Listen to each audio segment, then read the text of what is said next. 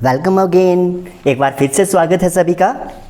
हम पढ़ रहे हैं सामाजिक एवं राजनीतिक जीवन, social and political life, part 2, class 7 का चैप्टर नंबर 1।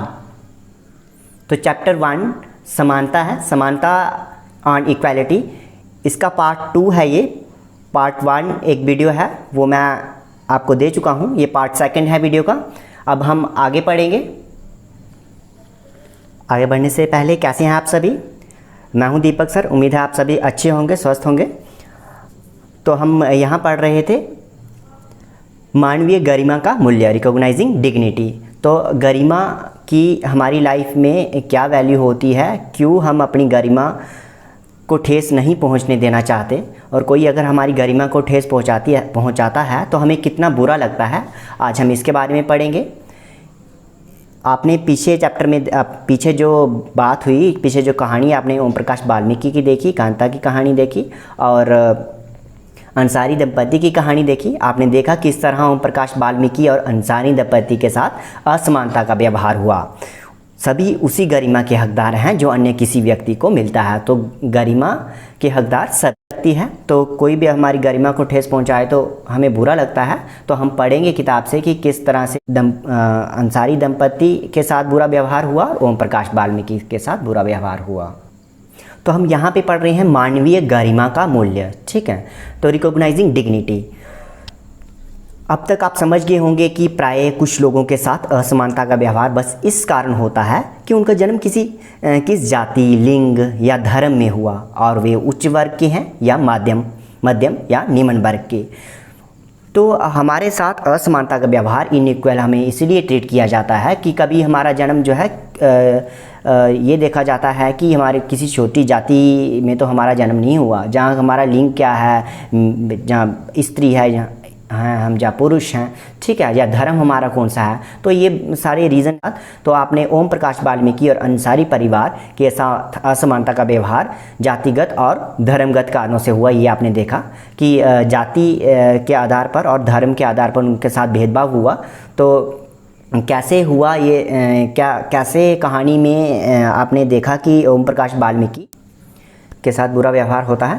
जब लोगों के साथ असमानता का व्यवहार होता है तो उनके सम्मान को ठेस पहुंचती है। ओम प्रकाश वाल्मीकि तथा अंसारी दंपति के साथ किए गए व्यवहार के कारण उनकी गरिमा को ठेस पहुंची। तो उनको बुरा लगा जब ओम प्रकाश वाल्मीकि को स्कूल में झाड़ू लगाने के लिए कहा गया। दूसरे बच्चे तो पढ़ रहे थे, लेकिन उनको काम करने के लिए कहा गया और दूसरे बच्चों से अलग रखा गया। तो उनकी गरिमा को ठेस पहुंची। अंसारी दंपति को भी घर देने से, किराए पे का घर लोगों ने देने से मना कर दिया, ठीक है। ओम प्रकाश वाल्मीकि को उनकी जाति के कारण स्कूल में झाड़ू लगवाकर शिक्षकों और छात्रों ने उनके सम्मान को बुरी तरह आहत किया और उन्हें ये महसूस कराया कि वे विद्यालय के अन्य छात्रों के समान नहीं, उनसे कमतर हैं। तो किस तरह से ओम प्रकाश वाल्मीकि के सम्मान को, उनकी गरिमा को ठेस पहुंचती है जब उन्हें ये एहसास कराया जाता है कि वो दूसरे बच्चों के समान नहीं हैं और दूसरे बच्चों से वो कम हैं, ठीक है। तो बच्चा होने के कारण ओम प्रकाश वाल्मीकि स्वयं इस बारे में कुछ नहीं कर सके, किंतु जब उनके पिता ने अपने बेटों को झाड़ू लगाते देखा, तो जब उनके पिताजी ने स्कूल के बाहर से गुजर रहे थे, उन्होंने देखा कि उनके बच्चे से झाड़ू लगवाया जा रहा है, तो उनको काफ़ी क्रोध आया और उन्होंने शिक्षकों का विरोध किया कि वो ये सब ठीक नहीं कर रहे हैं। तो आपने ये भी देखा कि अंसारी दंपति को लोगों ने अपना मकान किराए पर देने से मना कर दिया था। इससे भी अंसारी दंपति के सम्मान को, उनकी गरिमा को ठेस पहुंची। तो फिर आपने ये भी देखा कि किस तरह से प्रॉपर्टी डीलर ने भी उन्हें नाम बदलने के लिए कहा कि अपना नाम बदल दो, शायद फिर कोई आपको मकान दे दे। तो उन्होंने अपने आत्मसम्मान के कारण प्रॉपर्टी डीलर का ये सुझाव तो अपनाने से इनकार कर दिया। फाइनली उनको घर 1 महीने के बाद, काफ़ी मुशक्क़त करने के बाद मिल ही गया था। तो क्या हो रहा है कि हमारे समाज में छोटी जाति, बड़ी जाति, जहाँ इस तरह से काफ़ी भेदभाव हो रहा है, धर्म के आधार पर भेदभाव हो रहा है, जाति के आधार पर भेदभाव हो रहा है। तो ओम प्रकाश और अंसारी दंपति के साथ ऐसा व्यवहार नहीं होना चाहिए था। वे भी उसी सम्मान और गरिमा के हकदार थे जो अन्य व्यक्ति को मिलती है। तो अब नेक्स्ट पैरा में चलेंगे, अगले पैरा में चलेंगे। आगे बढ़ने से पहले मैं आपको ये पिक्चर दिखा देता हूँ। इसमें देखिए, पिक्चर में एक बच्चा जो है पॉलिश कर रहा है, पॉलिश करने का काम करता है, तो किस तरह से वो पॉलिश कर रहा है। और इसमें ऐसा हो रहा है कि बच्चे को जब पैसे देने की बारी आती है तो वो पैसे फेंक कर देता है बच्चे को, बच्चे के हाथ में नहीं देता। तो क्या लिखा है इसमें 1975 में 1975 में बनी दीवार फिल्म में जूते पॉलिश करने वाला एक लड़का फेंक कर दिए गए पैसे को उठाने से इनकार कर देता है। वह मानता है कि उसके काम की भी गरिमा है और उसे उसका भुगतान आदर के साथ किया जाना चाहिए। तो ये फिल्म है, एक फिल्म दीवार की पिक्चर्स हैं। तो उसमें बच्चे को जब पैसे फेंक कर दिए जाते हैं पॉलिश करने के बाद, तो बच्चा पैसे लेने से मना कर देता है। वो कहता है कि उसने काम किया है और उसको काम की भी रिस्पेक्ट होनी चाहिए, उसकी भी रिस्पेक्ट होनी चाहिए, उसकी भी कोई गरिमा है। तो उसने जब ऐसा किया तो फिर उसको पैसे हाथ में दे रहा है वो, ठीक है, जिसके जूते उसने पॉलिश किए हैं। तो बात ये है कि सबको अपनी गरिमा की चिंता होती है, सभी अपनी गरिमा को ठेस नहीं पहुंचाने देना चाहते और सभी समान रिस्पेक्ट और इक्वालिटी के हकदार हैं।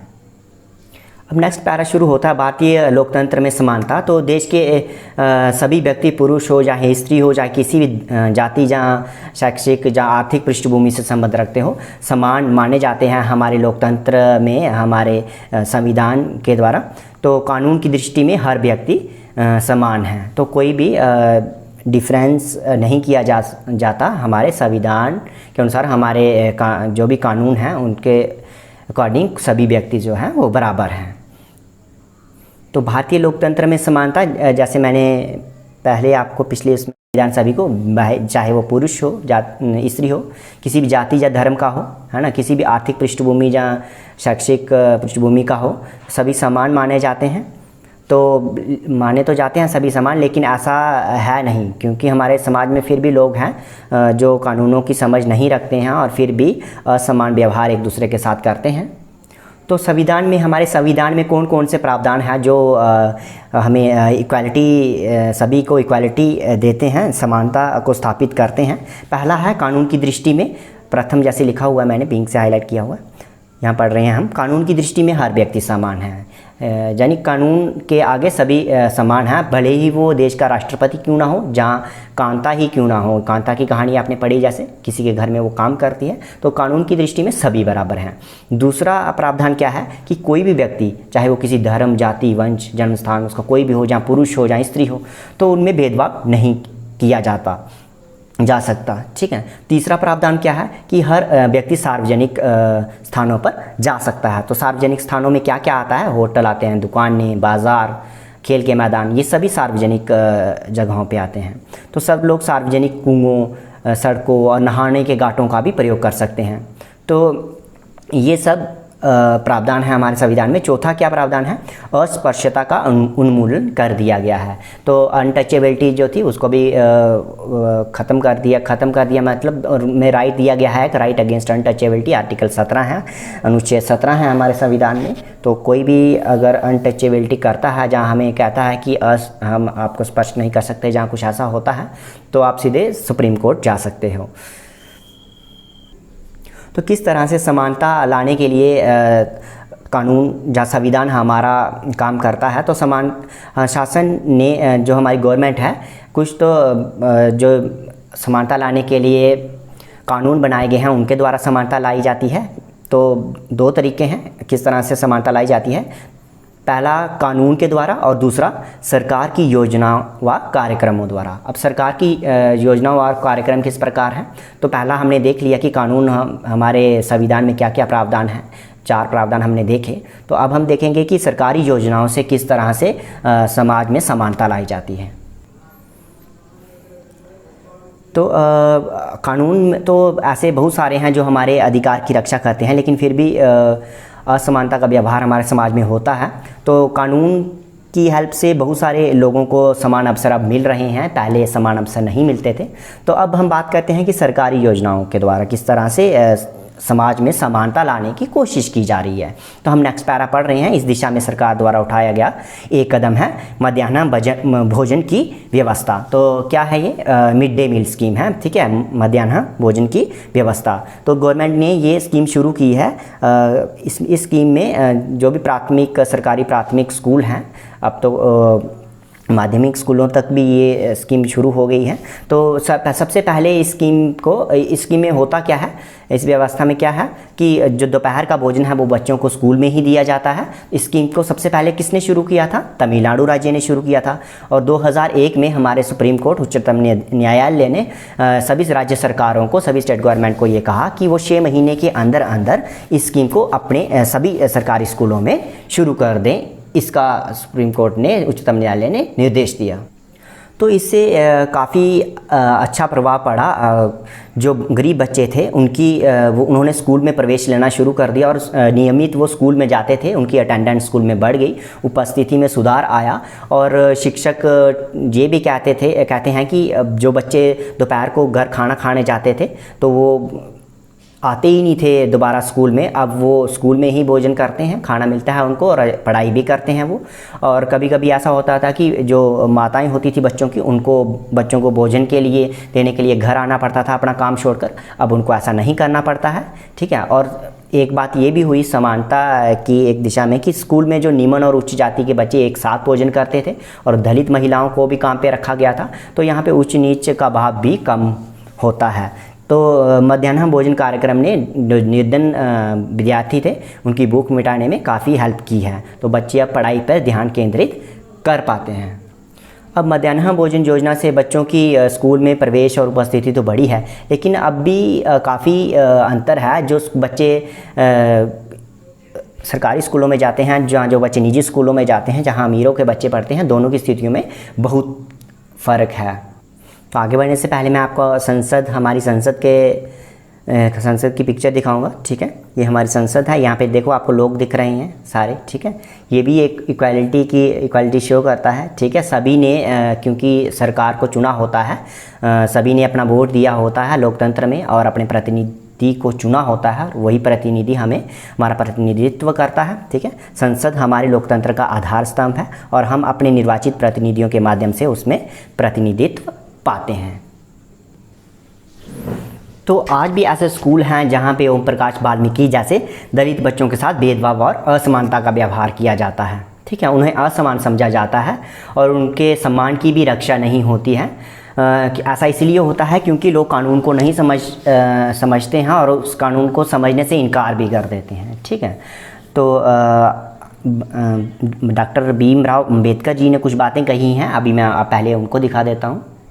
तो ये उनके द्वारा कही गई लाइनें हैं, ठीक है। ये इन्वर्टेड कामास में जो भी कहा है ये B.R. अम्बेडकर जी ने ही कहा है। इसको हम पढ़ेंगे, सभी ध्यान से सुनेंगे। उन्होंने आत्मसम्मान के बारे में बात की है कि किस तरह से आत्मसम्मान बहुत ज़्यादा ज़रूरी होता है किसी भी मनुष्य के लिए। तो आत्मसम्मान अगर किसी का नहीं है तो उसका जीवित रहना भी अशोभनीय है। तो ये बात की है। तो किस तरह से हमें आत्मसम्मान अपना बचाना है, उसके लिए हमें कितनी मेहनत करनी पड़ती है, वो B.R. अम्बेडकर जी ने समझाया है हमें। अपने आत्मसम्मान को दांव पर लगाकर जीवित रहना अशोभनीय है। आत्मसम्मान जीवन का सबसे ज़रूरी हिस्सा है, इसके बिना व्यक्ति नगण्य है। आत्मसम्मान के साथ जीवन बिताने के लिए व्यक्ति को कठिनाइयों पर विजय प्राप्त करनी होती है। केवल कठिन और निरंतर संघर्ष से ही व्यक्ति बल, विश्वास और मान्यता प्राप्त कर सकता है। तो इसमें हमें ये स्पष्ट हो रहा है कि आत्मसम्मान कितना ज़रूरी होता है किसी भी मनुष्य के लिए। इसके बगैर मनुष्य की कोई इम्पोर्टेंस नहीं होती। उसको जीवन बिताने के लिए आत्मसम्मान पाना होता है और आत्मसम्मान को पाने के लिए उसको काफ़ी संघर्ष और निरंतर करते रहना चाहिए। तो आगे अम्बेडकर जी कहते हैं, मनुष्य नाशवान है। हर व्यक्ति को किसी न किसी दिन मरना है, परंतु व्यक्ति को यह संकल्प लेना चाहिए कि वह अपने जीवन का बलिदान आत्मसम्मान के उच्च आदर्शों को विकसित करने और अपने मानव जीवन को बेहतर बनाने में करेगा। किसी साहसी व्यक्ति के लिए आत्मसम्मान रहित जीवन जीने से अधिक अशोभनीय और कुछ भी नहीं है, ठीक है। तो इस तरह से अम्बेडकर जी ने आत्मसम्मान की बात की है। तो आत्मसम्मान रहित जीवन कितना अशोभनीय होता है उसके बारे में अम्बेडकर जी ने बात की है। तो यहाँ पर ये बात आ रही है कि आत्मसम्मान कब नहीं मिलता, जब हमें अनइक्वल समझा जाता है, ठीक है, जब हमारे साथ असमानता का व्यवहार होता है। तो हम यहाँ पे पढ़ रहे हैं, इसका मुख्य कारण ये है कि दृष्टिकोण में बहुत धीरे धीरे परिवर्तन आया है। तो लोग कानूनों को समझ रहे हैं, लेकिन इस दृष्टिकोण में बहुत धीरे धीरे परिवर्तन आ रहा है अभी। तो फिर वे जाति, धर्म, अपंगता, आर्थिक स्थिति और महिला होने के आधार पर लोगों में असमानता का व्यवहार करते हैं। कानून जानते हुए भी फिर भी असमानता का व्यवहार लोग करते हैं, ठीक है। वर्तमान दृष्टिकोण को बदलना तभी संभव है जब लोग यह विश्वास करने लगे कि कोई भी कमतर नहीं है और हर व्यक्ति सम्मानजनक व्यवहार का अधिकारी है। तो ये हमारा जो दृष्टिकोण है, जो आज हम दृष्टिकोण है समाज में लोगों का, तो वो तभी बदल सकता है जब सभी एक दूसरे को बराबर समझेंगे, कोई किसी को कम नहीं समझेगा और सभी ये मानेंगे कि सारे बराबर सम्मान के अधिकारी हैं। तो प्रजातंत्रीय समाज में समानता स्थापित करना एक सतत संघर्ष है जिससे व्यक्तियों और विभिन्न समाजों को सहयोग देना है। इस पुस्तक में आप इसके बारे में और अधिक पढ़ेंगे। तो समानता के बारे में आगे आप और भी पढ़ेंगे, ठीक है। तो अब बात आती है कि जैसे हमारे देश की कहानी है, जैसे हम समानता के लिए संघर्ष करते रहते हैं, असमानता को मिटाने की बात करते रहते हैं, क्या दूसरे भी कोई ऐसे देश हैं यहाँ पे ऐसा ही है? तो अब इस स्थिति को हम समझेंगे अन्य लोकतंत्रों में समानता के मुद्दे। शायद आप सोच रहे होंगे कि क्या भारतीय लोकतंत्र ही ऐसा है जहाँ असमानता का अस्तित्व है और जहाँ समानता के लिए संघर्ष जारी है। सच तो यह है कि संसार के अधिकांश लोकतंत्र के देशों में समानता के मुद्दे पर विशेष रूप से संघर्ष हो रहे हैं। तो बहुत सारे देश हैं यहाँ पर, लोकतांत्रिक देश ऐसे हैं यहाँ पर समानता के मुद्दे पर बहुत सारे संघर्ष होते रहते हैं, संघर्ष होते ही रहते हैं।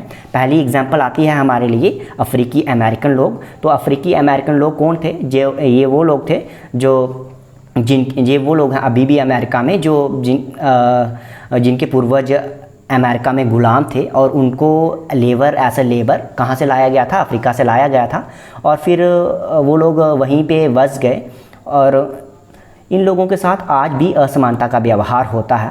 तो 1950 के अंतिम दशक में अफ्रीकी अमेरिकनों को समान अधिकार दिलाने के लिए एक आंदोलन शुरू हुआ था, ठीक है, 1950 में। तो उससे पहले तक सभी को असमानता का सामना करना पड़ता था, ठीक है। उदाहरण के लिए बस में यात्रा करते समय उन्हें बस में पीछे बैठना पड़ता था, या जब भी कोई गोरा आदमी बैठना चाहे तो उन्हें अपनी सीट से उठना पड़ता था। तो इस तरह का असमानता का व्यवहार अफ्रीकी अमेरिकन लोगों के साथ होता था।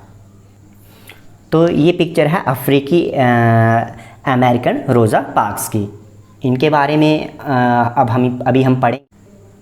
पार्क्स 1913 से 2005 एक अफ्रीकी अमेरिकन महिला थी। 1 दिसंबर 1955 को दिन भर काम करके थक जाने के बाद वो बस में बैठी थी और उसने एक गोरे व्यक्ति को सीट देने से मना कर दिया। तो उसी टाइम से एक आंदोलन शुरू हो गया, एक आंदोलन प्रारंभ हुआ अफ्रीकी अमेरिकनों के साथ असमानता को लेकर, ठीक है, जो नागरिक अधिकार आंदोलन सिविल राइट्स मूवमेंट कहलाया।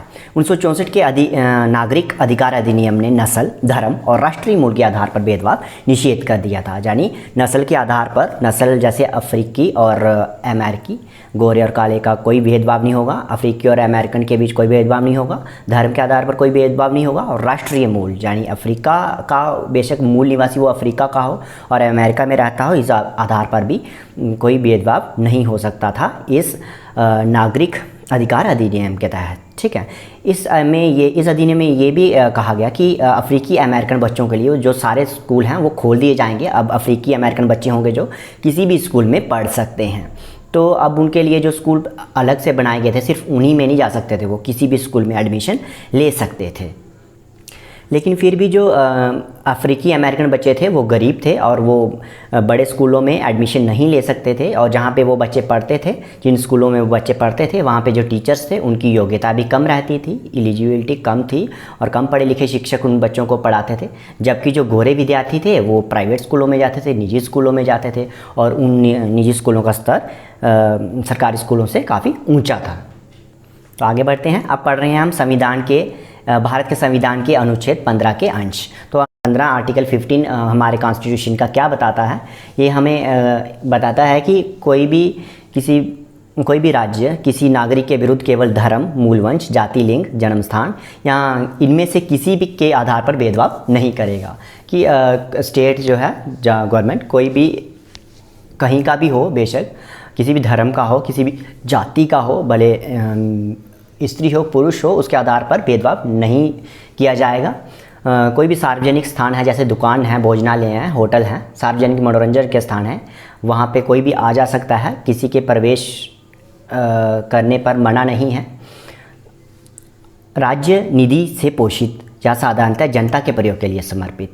जैसे राज्य निधि से पोषित यानी जो भी स्टेट गवर्नमेंट या गवर्नमेंट ने यहाँ पे पैसा लगाया है, जैसे कुएं बनाने के लिए, तालाबों, स्नान घाटों, सड़कों और सार्वजनिक समागम के स्थान होते हैं जो, वहाँ पे कोई भी उनको मना नहीं कर सकता कि आप इनका प्रयोग नहीं कर सकते, आप कुएं से पानी नहीं ले सकते, जहाँ स्नान घाटों में नहीं जा सकते, सड़कों पे नहीं चल सकते। तो सभी को अधिकार है कि वो जो राज्य निधि से पोषित जो भी एसेट्स बने हैं, जो भी स्थान बने हुए हैं, वहाँ पे सभी जा सकते हैं।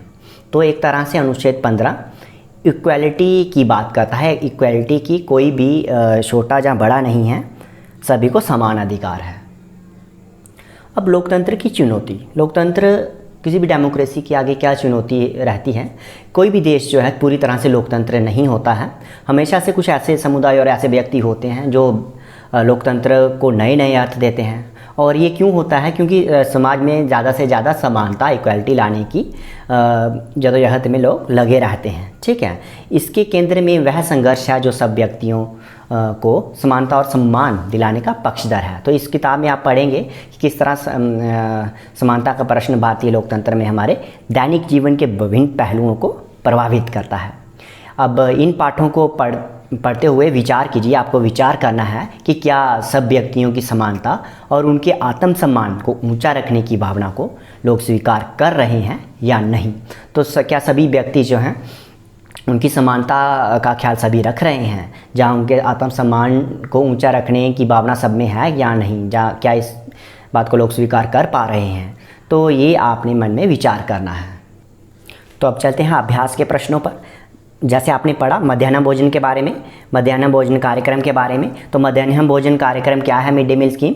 क्या आप इस कार्यक्रम के 3 लाभ बता सकते हैं? और आपके विचार में यह कार्यक्रम किस प्रकार की भावना को, किस प्रकार समानता की भावना बढ़ा सकता है? तो समानता की भावना किस तरह से ये मिड डे मील स्कीम बढ़ा रही है? कैसे बच्चे ज़्यादा से ज़्यादा स्कूल में आ रहे हैं, उनकी अटेंडेंस स्कूल में बढ़ रही है, अच्छे से अपना ध्यान केंद्रित कर रहे हैं पढ़ाई में, क्योंकि उनको दोपहर का खाना यहाँ पर मिल जाता है, स्कूल में ही मिल जाता है। तो साथ में छोटी, ऊंची और बड़ी जात के सभी बच्चे जो हैं एक ही साथ खाना खाते हैं, और ये काफ़ी सारी चीज़ें आपने देखी, तो आप बता सकते हैं। ठीक है, 3 लाभ बता सकते हैं। अगला प्रश्न है, अपने क्षेत्र में लागू की गई किसी एक सरकारी योजना के बारे में पता लगाइए। इस योजना में क्या किया जाता है? ये किसके लिए, किसके लाभ के लिए बनाई गई है? तो काफ़ी सारी योजनाएँ रहती हैं हमारे गांव में, जहाँ भी हम रहते हैं। ठीक है, गवर्नमेंट की स्कीम्स चलती रहती हैं, योजनाएं चलती रहती हैं। तो आपको किसी एक योजना के बारे में पता लगाना है कि वो योजना क्या करती है, उस योजना में लोगों के लिए क्या किया जा रहा है, और किस तरह से लोगों को लाभ पहुंचा रही है, किस तरह से लोगों को फ़ायदा पहुंचा रही है, उसके बारे में आपने नोट करना है और कॉपी पर लिखना भी है।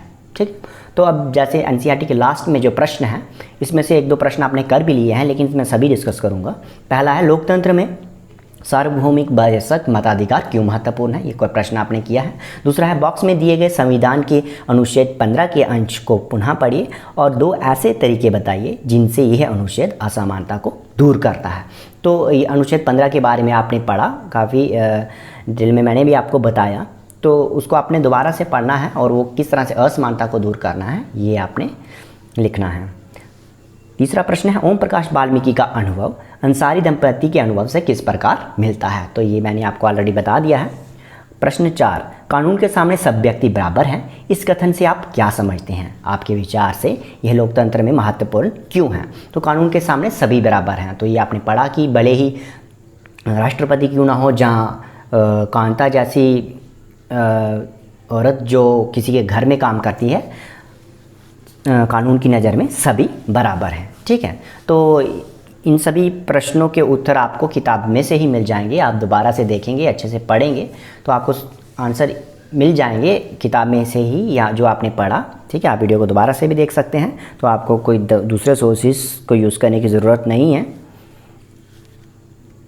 अगला 5वां है, दिव्यांगजन अधिकार अधिनियम 2016 के अनुसार उनको समान अधिकार प्राप्त हैं और समाज में उनकी पूरी भागीदारी संभव बनाना सरकार का दायित्व है। तो ये दिव्यांगजन अधिकार अधिनियम है, इसके अनुसार क्या क्या है ये आप पढ़ रहे हैं। ठीक है, सरकार को उन्हें निःशुल्क शिक्षा देनी है, मतलब फ्री एजुकेशन देनी होती है विकलांग बच्चों को, जो भी हैंडीकैप बच्चे होते हैं। तो क्योंकि उनको मुख्य धारा में, स्कूल की मुख्य धारा में सम्मिलित करना है। कानून ये भी कहता है कि सभी सार्वजनिक स्थल जैसे भवन, स्कूल आदि में ढलान बनाए जाने चाहिए जिससे वहाँ विकलांगों के लिए पहुँचना सरल हो। तो स्कूल जो होते हैं उनको सीढ़ियाँ रहती हैं ऊपर वाले, फॉर एग्जांपल अगर जाना है ऊपर वाले बिल्डिंग में, तो अब वहाँ पे ढलान जैसी जगहें होनी चाहिए जिससे कि विकलांग बच्चे भी जो स्कूल में उनके लिए आना जाना और एक जगह से दूसरी जगह जाना आसान हो जाए। ये सब दिव्यांगजन अधिकार अधिनियम 2016 में कहा गया है। तो अभी चित्र को देखिए, जो चित्र बच्चे का दिख रहा है आपको, उसको दो लोग उठा के, बच्चे को 2-4 लोग उठा के सीढ़ियों से नीचे उतार रहे हैं। तो चित्र को देखना है, चित्र को देखिए और उस बच्चे के बारे में सोचिए जिसे सीढ़ियों से नीचे लाया जा रहा है। क्या आपको लगता है कि इस स्थिति में उपयुक्त कानून लागू किया जा रहा है? तो आपको लगता है कि उपयुक्त कानून लागू किया जा रहा है? नहीं लागू किया जा रहा, क्योंकि सीढ़ियाँ हैं बच्चे के लिए, जो ढलान वाली जगह नहीं बनाई गई है जिससे कि उसकी व्हीलचेयर अच्छे से आ जा सके। तो नहीं हो रहा है, कानून लागू नहीं हो रहा है यहाँ पे। क्या वह भवन में आसानी से आ जा सके, उसके लिए क्या करना आवश्यक है? उसके लिए क्या करना आवश्यक है कि ढलान वाली हम वो बना दें, है ना, सीढ़ियों के साथ साथ। उसे उठाकर सीढ़ियों से उतारा जाना उसके सम्मान और उसकी सुरक्षा को कैसे प्रभावित करता है? तो उसके सम्मान को, उसकी डिग्निटी को किस तरह से उसको उठाया जा रहा है और उसको उठा के बार बार फिर उसकी गरिमा को ये इस तरह से ठेस पहुंचती है। तो ये इसके बारे में आपको लिखना है। तो इस तरह से आपका ये चैप्टर ख़त्म होता है। चैप्टर सिर्फ 2 ही पार्ट्स में है, पार्ट 1 और पार्ट 2, 2 वीडियोस है सिर्फ। आप उसको अच्छे से देखेंगे तो आपको अच्छे से चैप्टर क्लियर हो जाएगा। उम्मीद है आपको अच्छे से समझ आ गया होगा। Thank you for watching.